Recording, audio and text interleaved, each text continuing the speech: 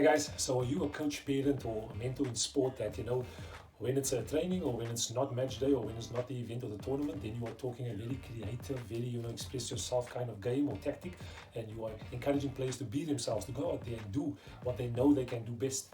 But as soon as it gets to match day or the event or the tournament, you're the same person that also turns around and restricts them and tells them that we should, instead of playing between the lines, instead of being creative, being brave, you should now be cautious and now you should not take risks. Well, if that's you guys, then this episode is for you. Let's talk about it. Leadership in Sport, Part 10.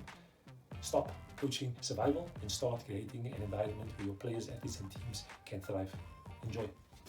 Welcome back, guys. So how do we create an environment for your players, athletes, or your teams to thrive and not just barely survive? I'm going to give you 3 points, guys, right? And the first point starts with you.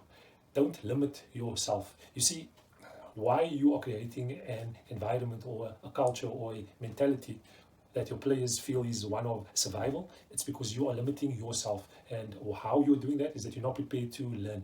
You're not prepared to learn what will make your players better, what will make you better as a coach, as a mentor, or as a leader in a sport. Now, I'm a young coach and I'm a mentor as well, but I'm always wanting to learn more. I'm always wanting to learn from those that are perhaps doing things better than me, sharper than me, but also more importantly, those that are creating the environment that can allow the players, your team, or athletes to grow. So first point, guys, do not limit yourself, because when you are limiting yourself, you're actually limiting those that you are supposed to be helping improve, okay? And then point number 2 is know your players, right? So in my last episode, I spoke about, knowing your players, right? And how you do that is by observation. I think that is one of the most powerful things I have learned as a coach, even as a player.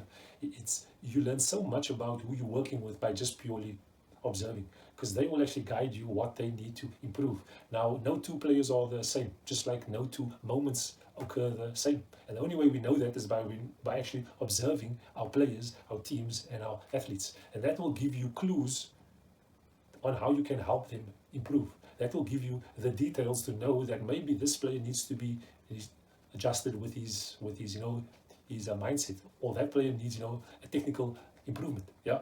So point number 2, guys, observation. Know your players, know your athlete, know your team. Okay, and that leads to point number 3. Comparison is the thief of joy.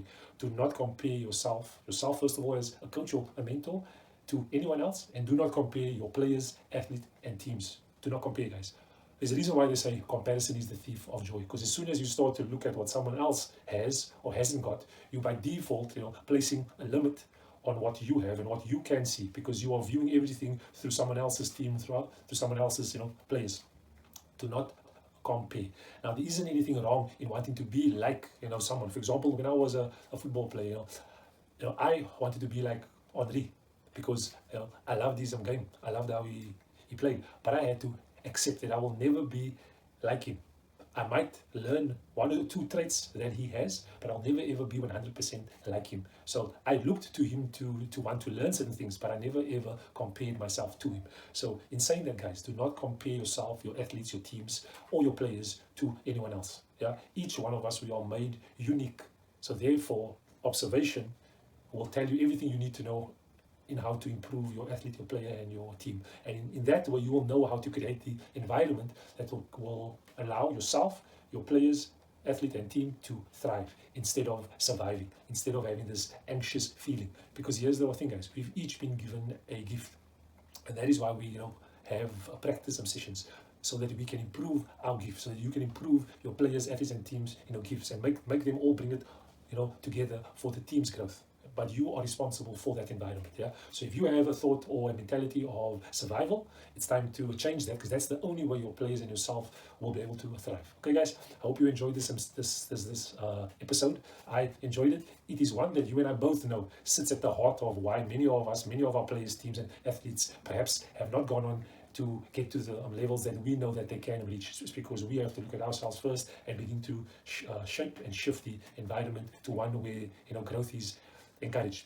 Okay, bless you. And as always, if you want others to be the best version of themselves, you have to create the environment where you can be the best version of yourself too. Okay, like, comment, and share, and have a good day further. Cheers.